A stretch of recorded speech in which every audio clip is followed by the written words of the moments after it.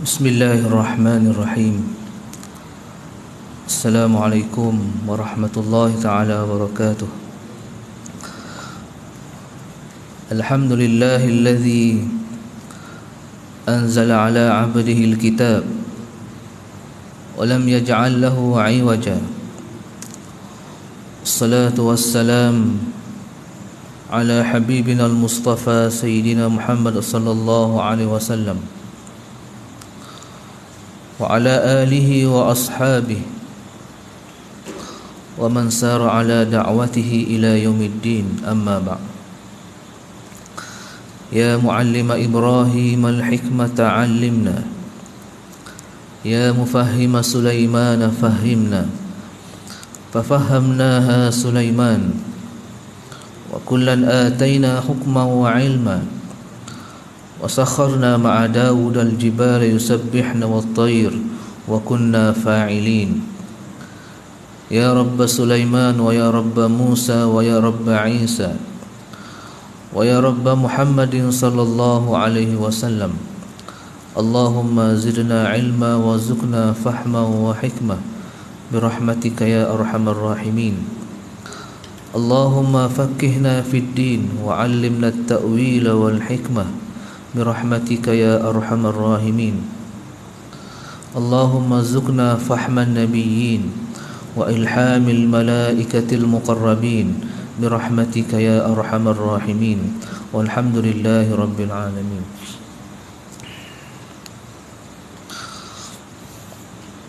قال رسول الله صلى الله عليه وسلم: من سلك طريقا يلتمس فيه علما سهل الله له طريقا إلى الجنة. وما اجتمع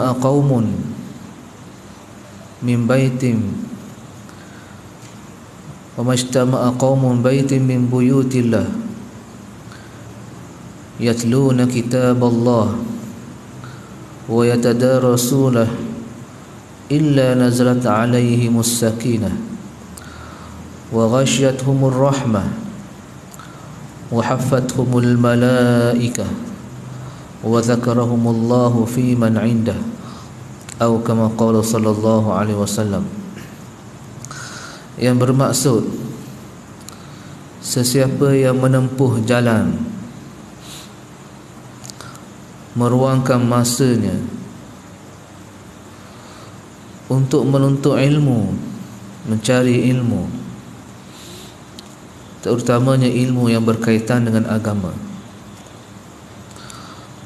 maka Allah Subhanahu wa ta'ala akan mempermudahkan jalannya ke syurga. Dan tidaklah berhimpun sesuatu kaum, sesuatu masyarakat, sesuatu kumpulan di rumah di antara rumah-rumah Allah Subhanahu wa ta'ala mempelajari Al-Quran dan mengajarkannya, kecuali Allah Subhanahu wa ta'ala akan menurunkan sakinah, ketenangan, kebahagiaan, dan Allah Subhanahu wa ta'ala melimpah ruahkan rahmatnya kepada mereka.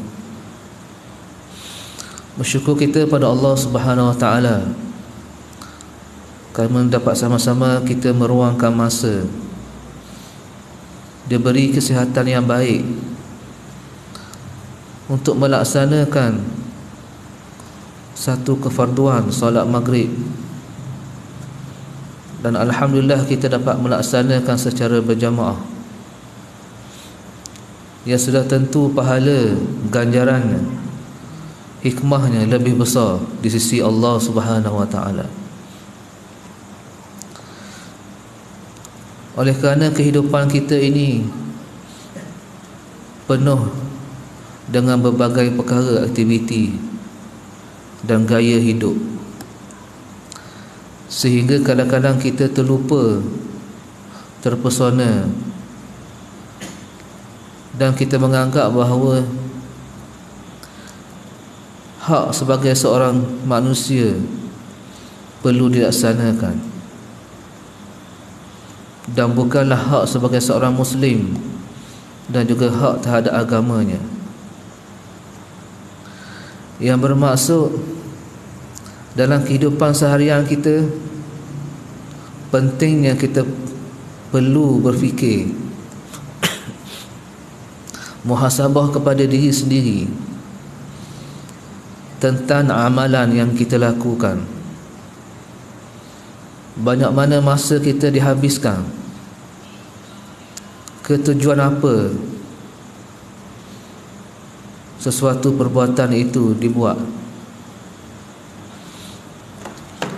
Oleh kerana sebahagian daripada kita ni sibuk seharian bekerja pagi dan petang, mencari rezeki, mencari nafkah untuk diri, keluarga dan sebagainya, sehingga kita terlupa untuk meluangkan waktu pada waktu malam dalam tempoh yang sekejap, yang singkat, untuk mengisi ruang kepada rohani kita. Sebagaimana jasmani, tubuh badan kita perlu kepada kehidupan, perlu kepada makanan dan minuman untuk terus hidup, begitulah juga dengan jiwa kita, rohani kita perlu dipertingkatkan amalan, dibaiki hubungan kita dengan Allah Subhanahu Wa Taala. Perlu juga diberi makan dan minum melalui amalan dan juga ilmu. Oleh kerana itu, dalam kehidupan kita seharian ini mesti kita letakkan keutamaan kita, ibadat kita kepada Allah Subhanahu Wa Taala,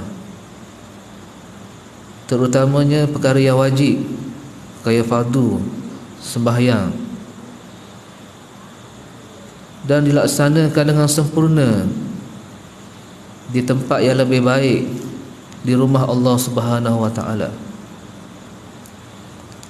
Kerana menurut satu riwayat menyatakan bahawa dua nikmat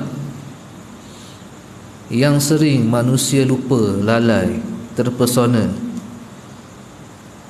kadang-kadang tertinggal, iaitu nikmat kesihatan dan masa yang lapang.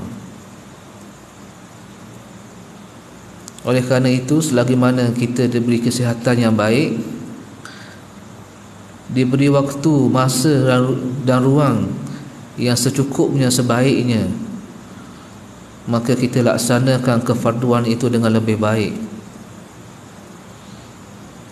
dan juga memperbaiki perkara-perkara yang asas dalam agama, yang berkaitan dengan tauhid, usuluddin, yang berkaitan dengan syariat, fiqh, berkaitan dengan akhlak, ilmu tasawuf. Ketiga-tiga perkara ini yang menjadi asas kepada kehidupan seorang Muslim, yang tidak dapat lari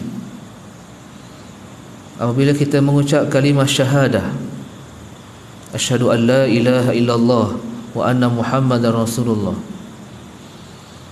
Aku naik saksi bahawa tiada Tuhan yang layak disembah kecuali Allah Subhanahu Wa Taala, dan aku bersaksi bahawa Nabi Muhammad itu adalah merupakan Rasul, pesuruh Allah. Maka secara tidak langsung kita telah mengikat hubungan kita dengan Allah Subhanahu Wa Taala melalui syariatnya, melalui peraturannya, hukum hakamnya, sah dan batal, halal dan haram. Perkara ini diketahui, maklum bil darurah, diketahui secara umum bahawa setiap benda yang kita nak buat itu ada peraturan, ada dindingnya, ada ketebasannya, batasnya ada. Tidak seperti orang yang bukan Islam, orang yang kafir. Ad-dunya sijnun lil mu'min wal jannatu lil kafir. Dunia ini merupakan penjara bagi seorang mukmin, dan dunia ini pula menjadi syurga bagi orang kafir. Dunia menjadi penjara bagi seorang mukmin bermaksud kita duduk di atas muka bumi ini sebagai seorang Islam, sebagai seorang mukmin, tidak boleh melakukan sesuatu perkara dengan sesuka hati, kerana setiap perkara, setiap benda terikat dengan hukum hakam. Ada perkara yang halal, ada perkara yang haram, makruh, ada perkara syubhah dan sebagainya. Oleh kerana itu kita mesti mengetahui apakah yang telah dihalalkan oleh Allah dan apakah yang diharam, kerana ia merupakan asas fardu ain bagi setiap orang Muslim. Berbeza dengan orang yang kafir, orang yang bukan Islam. Mereka boleh melakukan apa saja, membuat apa saja tanpa batasan, tanpa sekatan, tanpa terikat kepada hukum halal dan haram dan sebagainya. Mereka bebas. Sebab itu dunia ini bukanlah penjara bagi mereka, tapi tempat yang bebas untuk mereka melakukan apa saja. Berbeza dengan kita seorang mukmin, setiap perkara ada batasannya, ada peraturannya. Daripada sekecil-kecil perkara sehingga ke sebesar-besar perkara, sehingga makan, minum, nak tidur, semuanya telah dijelaskan, telah dihuraikan oleh ulama. Dan insya-Allah pada malam ini kita akan berkongsi dengan kisah seorang khalifah yang terkenal, masyhur, yang dilantik selepas daripada wafatnya Sayyidina Abu Bakar radhiyallahu anhu.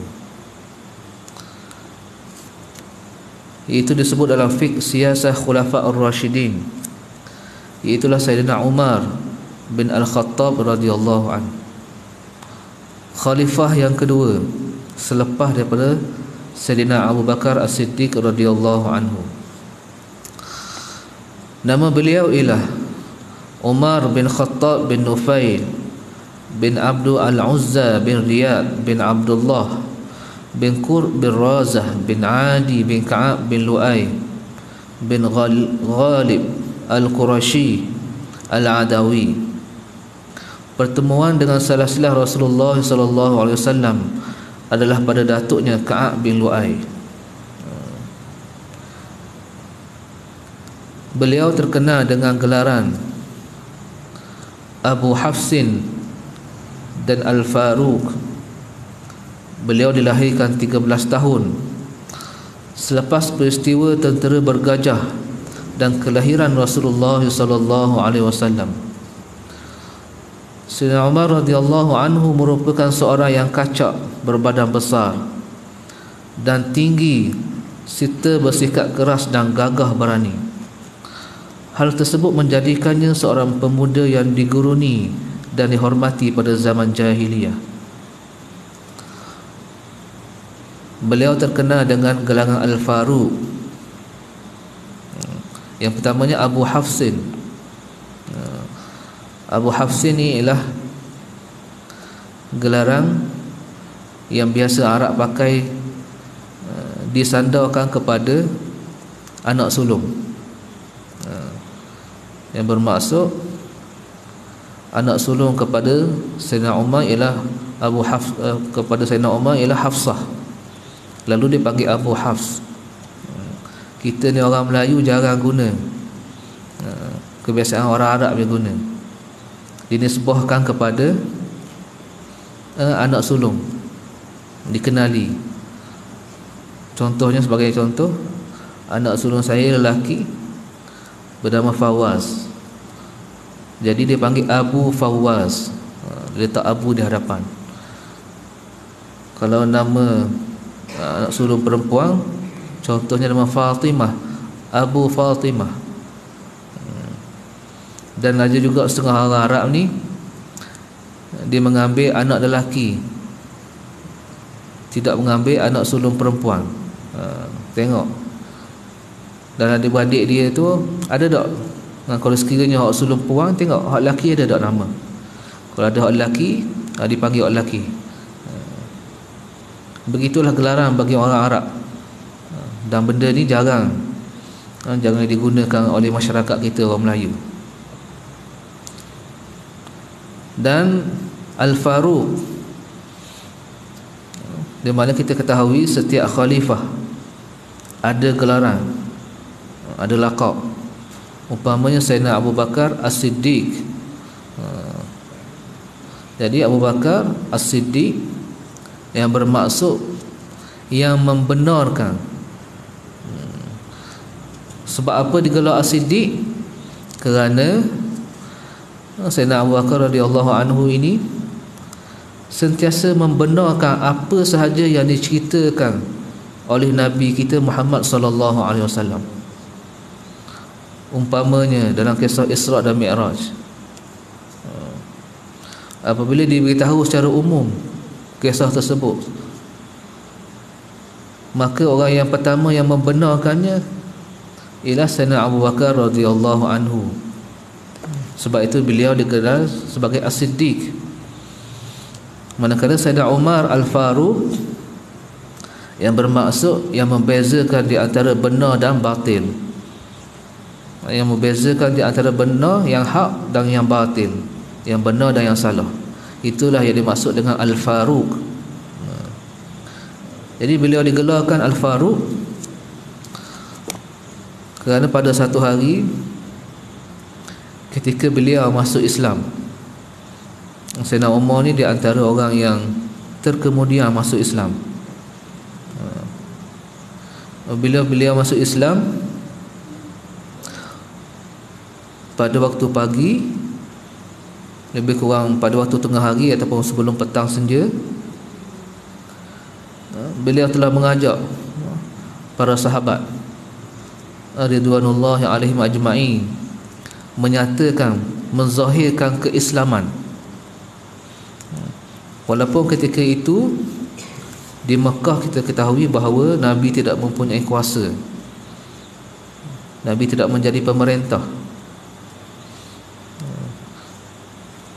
Jadi sebelum Sayyidina Umar isytiharkan di hadapan umum, di hadapan orang awam, ditanya kepada Nabi kita Muhammad sallallahu alaihi wasallam, alasna bil haqq, adakah kita ni wahai Nabi berada dalam kebenaran? Nabi kata, ya, kita berada dalam kebenaran.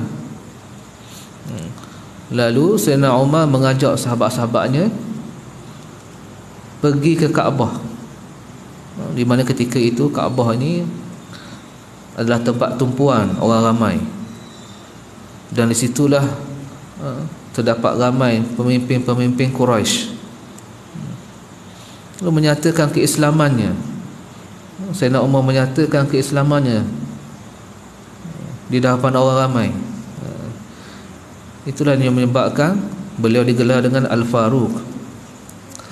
Dilahirkan selepas 13 tahun kelahiran Nabi Muhammad sallallahu alaihi wasallam. Sayyidina Umar ni adalah seorang yang kacak, yang handsome, berbadan besar, dan tinggi serta bersikap keras dan gagah berani. Dikatakan besarnya badan Sayyidina Umar ini ialah apabila menaiki kuda, maka kakinya akan tersentuh, tapak kakinya akan tersentuh pada lantai. Ataupun sebagai ulama menggambarkan bahawa tinggi Sayyidina Umar ini ialah sama tinggi dengan orang yang duduk di atas kuda. Jadi kita duduk atas kuda, tinggi itulah Sayyidina Umar radhiyallahu anhu, seorang yang sangat tinggi. Dan seorang yang sangat berani, bersikap keras. Bersikap keras ini ialah Sayyidina Umar seorang yang sangat tegas Apabila memutuskan suatu perkara, sama ada dalam satu masalah, dalam mesyuarat dan sebagainya, bila hasilnya ialah sebagai contoh A, maka akan A lah. Ia takkan berubah dah, binasi. Bermaksud Sayyidina Umar ni dulu lagi merupakan seorang yang tetap pendiriannya. Bahkan dikatakan beliau merupakan daripada keluarga Quraisy, bangsawan Quraisy, manakala ibunya pula ialah ahli terdekat dengan Amr bin Hisham, iaitu Abu Jahal, seorang bangsawan jahiliyah terkenal. Jadi Sayyidina Umar radhiyallahu anhu ini merupakan seorang daripada golongan bangsawan Quraisy, di mana diceritakan, kalau tak silap dalam Ibn Hisham, bahawa Sayyidina Umar ini adalah di antara orang yang pandai membaca dan menulis. Diriwayatkan dalam Ibn Hisham dalam kitabnya, menyatakan bahawa ketika itu lebih kurang 6 orang sahaja yang pandai membaca dan menulis di Mekah. Kebanyakannya, keseluruhannya ialah buta huruf, tidak pandai membaca dan menulis. Sebab itu mereka ini berada dalam keadaan jahiliyah, mengamalkan adat jahiliyah. Dan Sayyidina Umar ini daripada dulu lagi mempunyai kelebihan, oleh kerana beliau di kalangan golongan bangsawan, beliau mempunyai kemahiran membaca dan menulis. Dan beliau mempunyai hubungan melalui ibunya dengan Abu Jahlin, iaitu Amr bin Hisham. Sayyidina Umar radhiyallahu anhu pada zamannya dikira seorang yang terpelajar, kerana terlalu sedikit orang yang tahu membaca dan menulis, disebabkan keseluruhan masyarakatnya buta huruf. Sayyidina Umar radhiyallahu anhu ditugaskan oleh ayahnya Al-Khattab supaya menjadi pengembala unta. Perkara tersebut telah menjadikannya seorang yang kasar dan keras. Dalam kunjungannya ke Makkah ketika menjadi khalifah, beliau melalui Bukit Dajnan berhampiran Makkah. Jadi Sayyidina Umar ni seorang yang gagah, seorang yang kuat ni mari mana? Mari daripada hasil didikan ayahnya yang menyuruhnya mengembala unta. Jadi kita melihat bahawa sebahagian golongan bangsawan Arab ni, mereka tak biarkan anak dia begitu je, tak biar duduk saja walau mempunyai harta, pangkat dan sebagainya.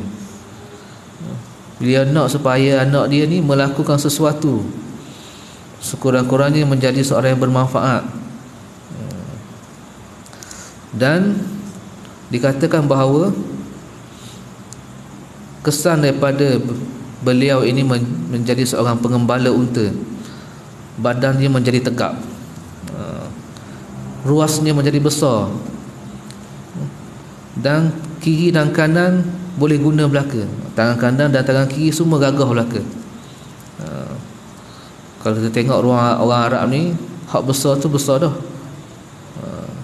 Kalau kita biasa pergi ke Mekah atau pergi umrah, haji dan sebagainya, tengok orang Arab memang besar. Dan beliau ni adalah seorang yang berketurunan kulit hitam.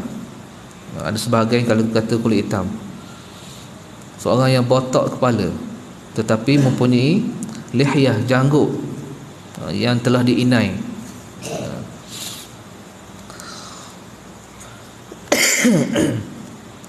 Dalam kunjungan tersebut, beliau mengeluh semasa beliau menjadi khalifah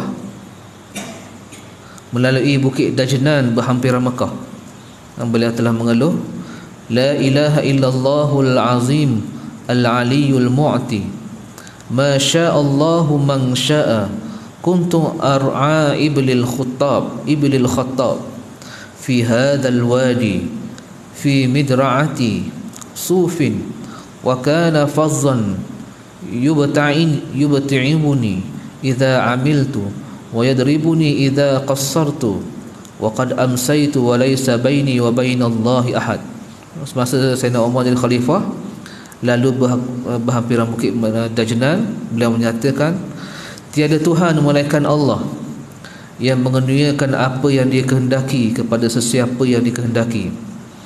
Aku pernah mengembala unta ayahku Al-Khattab di sini dengan memakai pakaian berbulu kasar.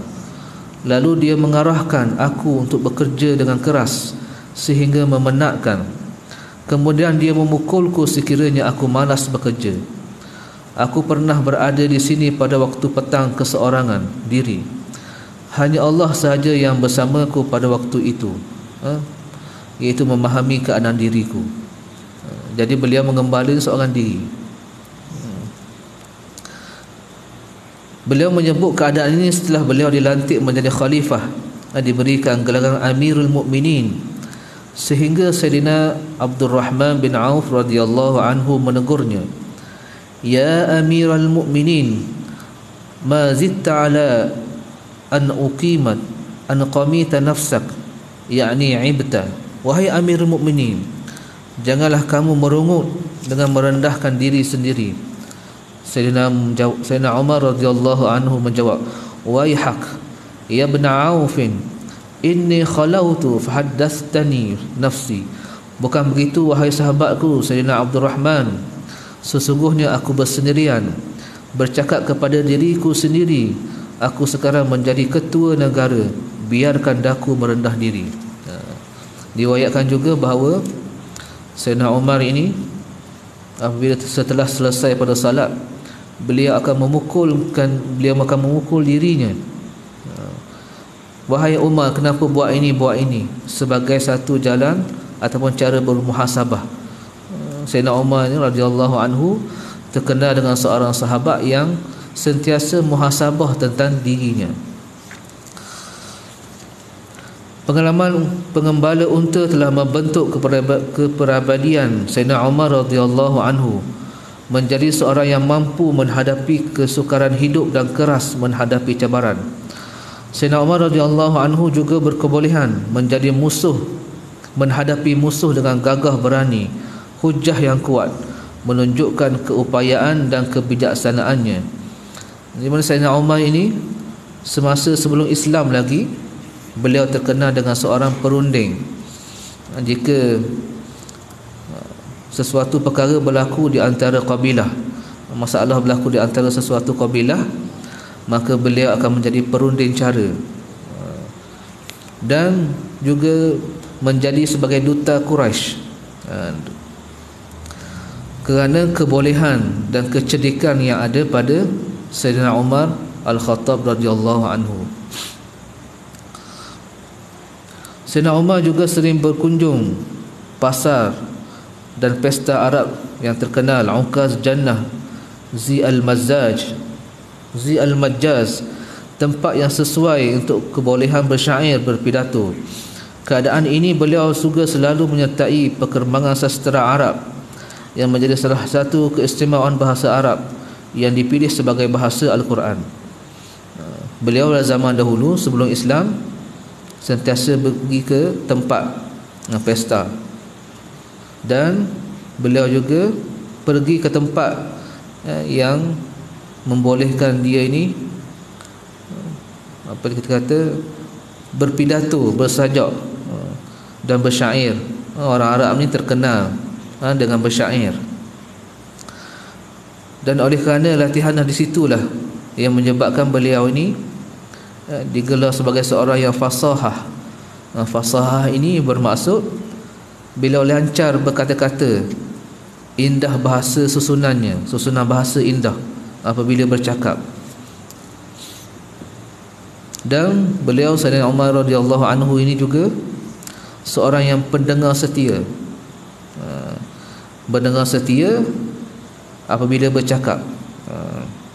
Kita ni kadang-kadang bila orang bercakap, sebahagian kita tengok mata kat lain. Kalau orang tua ni, orang lama, sangat marah bila bercakap depan, kita cakap depan tapi mata ke lain, sangat marah dan menunjukkan identiti ataupun sifat yang tidak baik. Kebiasaan kita tengok bila cakap sembang duduk depan, tapi muka menghala ke lain ataupun mata menghala ke lain. Ini sifat yang tidak baik. Sifat yang tidak baik dalam bercakap.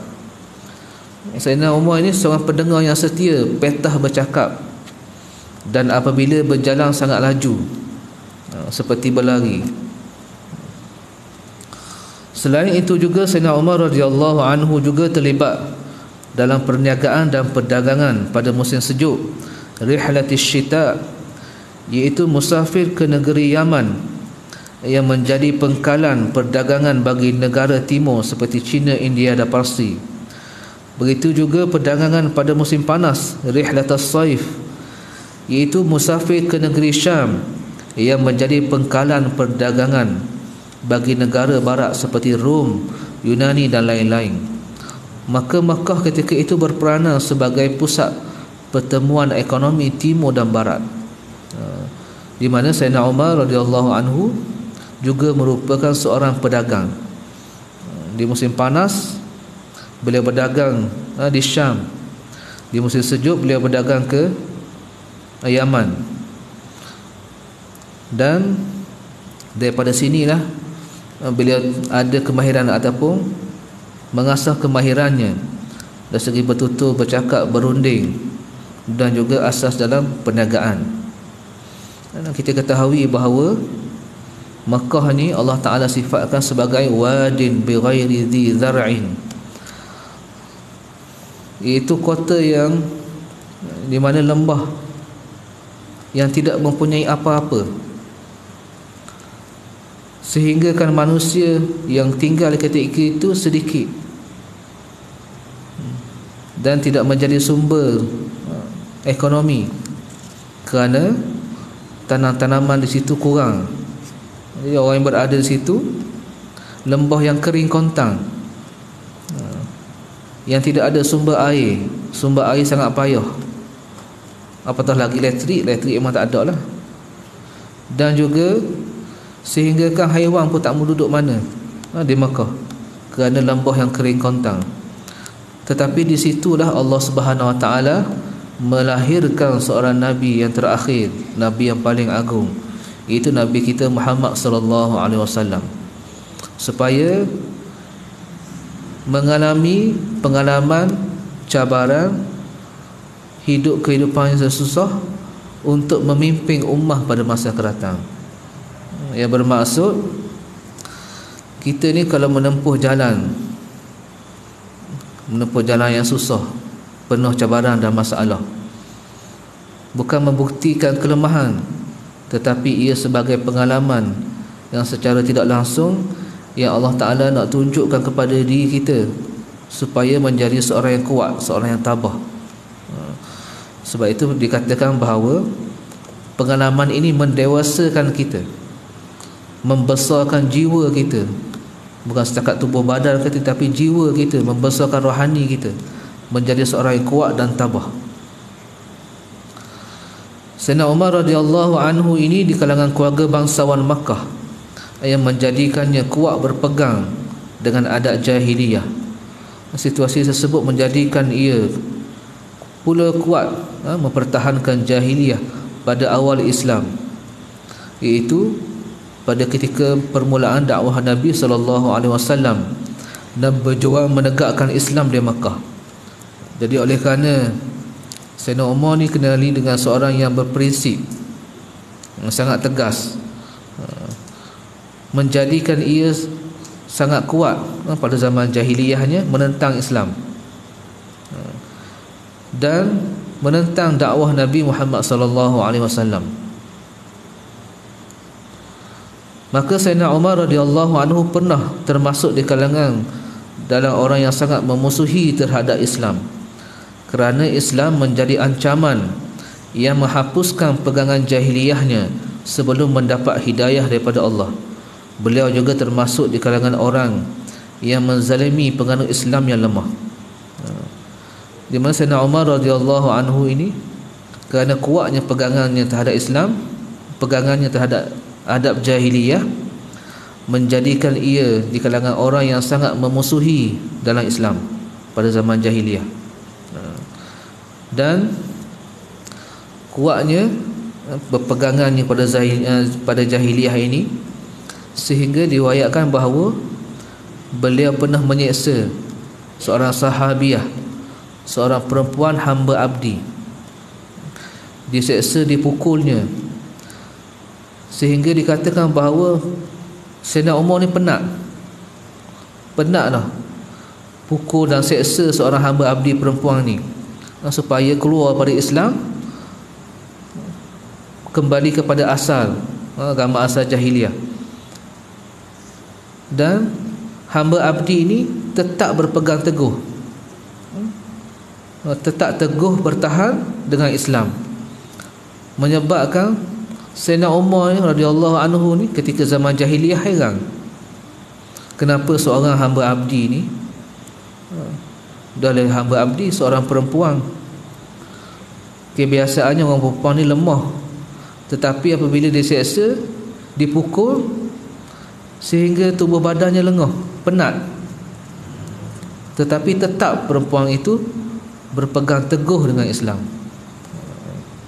menyebabkan Sayyidina Umar ni heran, apakah yang menyebabkan seorang perempuan ini seolah-olahnya rela mati daripada keluar daripada agama Islam. Kita tidak dapat bayangkan bagaimana seorang yang bertubuh sasa sangat kuat, orang yang sangat kuat, bekerja kuat dan berbadan besar, menyeksa seorang perempuan, tak dapat bayangkan bagaimana seksanya.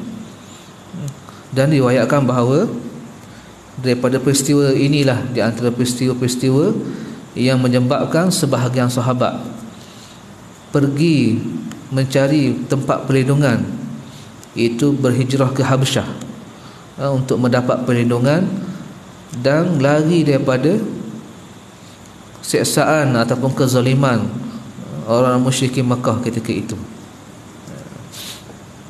Kesemua pengalaman hidup pada zaman masa mudanya sebelum menganut Islam menjadikannya lebih faham berkenaan dengan kesesatan jahiliyah, kejahatan dan kezalimannya.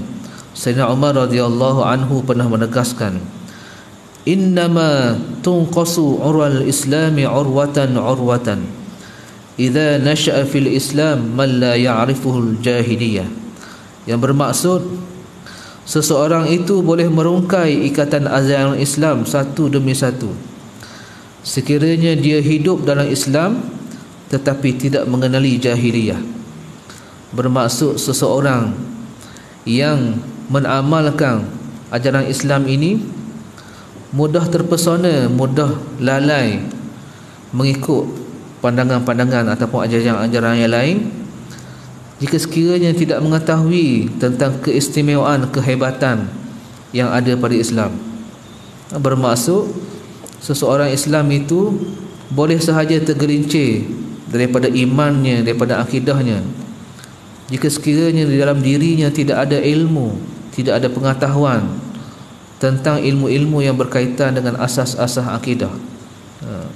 Kerana dengan ilmu itulah yang memegang seseorang itu daripada tergelincir jauh daripada Islam. Bermaksud untuk kita mendapat taufik dan hidayah daripada Allah, sentiasa mendapat petunjuk, berada dalam jalan kebenaran. Yang pertamanya ialah kita hendaklah melakukan ibadat yang fardu, yang menjadi kewajipan itu dengan sempurna. Dan yang keduanya ialah dengan menuntut ilmu, mencari ilmu yang berkaitan dengan agama, menguatkan asas-asas agama, yang menyebabkan kita sentiasa mendapat hidayah dan taufik daripada Allah Subhanahu wa taala. Kerana firman Allah Subhanahu wa taala, yarfa'illahu alladhina amanu minkum walladhina utul ilm darajat. Allah Subhanahu wa taala akan mengangkat darjat, kelebihan seseorang yang beriman dan juga orang yang belajar. Bermaksud orang yang belajar menuntut ilmu ini, pandangannya di sisi Allah Subhanahu wa taala sangat tinggi. Dan dengan cara itulah sahaja untuk kita mendapat taufik hidayah, tidak lari daripada jalan Islam yang sebenar. Yang seterusnya ialah kisah bagaimana Sayyidina Umar radhiyallahu anhu masuk Islam. Sebelum kita cerita tentang peribadinya semasa zaman jahiliyah, seorang yang pada dulunya sangat kuat menentang Islam dan sangat kuat menzalimi orang Islam ketika itu kerana kejahilannya. Tetapi apabila masuk Islam menjadi seorang panglima, menjadi seorang yang memainkan peranan yang besar dalam memperjuangkan dan memperluaskan dakwah Islam itu sendiri. Beberapa peristiwa yang kita sebut tadi, yang pertamanya ialah peristiwa hijrah sebahagian daripada sahabat ke Habasyah kerana tidak tahan dengan siksaan kezaliman orang musyrikin Mekah ketika itu. Dan juga beberapa peristiwa yang lain, antaranya Rasulullah sallallahu alaihi wasallam pernah mendoakan supaya Allah Subhanahu wa taala menguatkan Islam ini dengan salah seorang daripada dua orang. Allahumma a'izzal Islam bi ahabbi hadzaini ar-rajulaini ilaika bi Abi Jahlin atau bi Umar al-Khattab. Ya Allah, ya Tuhanku, kuatkanlah Islam ini dengan Engkau beri hidayah, beri petunjuk kepada salah seorang daripada dua Umar, itu Amr bin Hisham, Abu Jahal ataupun Umar bin Khattab radhiyallahu anhu. Nabi pernah mendoakan. Nabi tidak mendoakan kedua-duanya, tapi mendoakan salah satunya. Lalu Allah Subhanahu wa taala menerima doa Nabi. Sudah tentulah doa Nabi dan doa para sahabat ini tidak ada hijab, tidak ada pendinding, terus dimakbulkan oleh Allah Subhanahu wa taala. Lalu Allah Subhanahu wa taala mencenderungkan hati Sayyidina Umar radhiyallahu anhu untuk memasuki Islam. Peristiwa yang pertama yang kita cerita tadi ialah berkenaan dengan siksaan ataupun penindasan kezaliman semasa zaman jahiliyah. Yang keduanya ialah di mana Sayyidina Umar pernah tersempak, pernah terjumpa satu hari dengan satu rombongan, iaitu Ummu Abdillah, seorang sahabiah Nabi, seorang sahabat di kalangan perempuan, di mana ketika nak pergi ke Habasyah berhijrah, sedang suaminya iaitu Amir sedang bersiap untuk berhijrah, Sayyidina Umar berjumpa dengan Ummu Abdillah, isteri kepada Sayyidina Amir. Tanya, nak pergi mana tu? Nak pergi mana wahai Ummu Abdillah? Lalu Ummu Abdillah menjawab, wallahi lanakhrujanna fi ardillah azaitumuna wa qahartumuna hatta yaj'alallahu lana farjan. Jadi kami hendak pergi ke Habasyah. Kerana apa? Kerana kamu telah mengusir kami, kerana kamu telah menyeksa kami dan memaksa kami untuk keluar daripada bumi kota Mekah ini.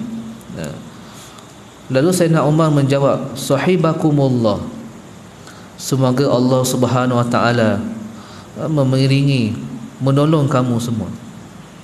Jadi oleh kerana perbualan ini, Sayyidatina Ummi Abdillah bercerita kepada suaminya Amir. Sayyidina Amir ni terkejut, betul ke wahai isteriku? Sayyidina Umar ni jawab gitu, seolah-olahnya Sayyidina Umar ni ada kecenderungan hatinya kepada Islam. Ya, Ummu Abdillah ni isteri kepada Sayyidina Amir jawab, ya benar wahai suamiku. Lalu Sayyidina Amir menjawab, innahu la yuslim hatta yuslim himarul Khattab. Sesungguhnya aku tak percaya bahawa Sayyidina Umar akan masuk Islam. Kalau benar yang Sayyidina Umar nak masuk Islam, sudah tentu himar, keldai yang menjadi tunggangannya masuk Islam dulu. Jadi nak khabarnya betapa susahnya, payahnya, jauh jangkaan manusia, jangkaan orang Islam bahawa Sayyidina Umar ni akan masuk Islam. Kerana tak percaya, kerana apa? Kerana Sayyidina Umar radhiyallahu anhu menjawab, sahibakumullah, semoga Allah Ta'ala menolong kamu. Ini adalah rentetan daripada kecenderungan Sayyidina Umar radhiyallahu anhu terhadap Islam. Rupa-rupanya peristiwa inilah yang sangat menyentuh perasaan Sayyidina Umar sehingga rasa tersebab apabila melihat teguhnya pegangan penganut Islam menghadapi tentangan musuhnya.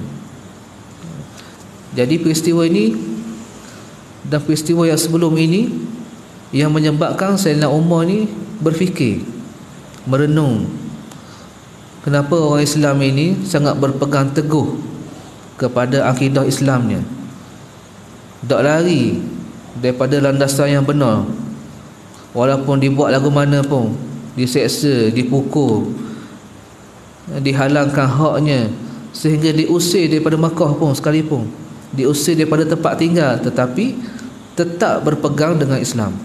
Menyebabkan Sayyidina Umar rasa sebab, rasa kecenderungan hatinya kepada Islam. Sekadar itulah sahaja perkongsian saya pada malam ini. InsyaAllah akan diteruskan pada siri yang berikutnya. Wallahu ta'ala a'la wa a'lam bissawab.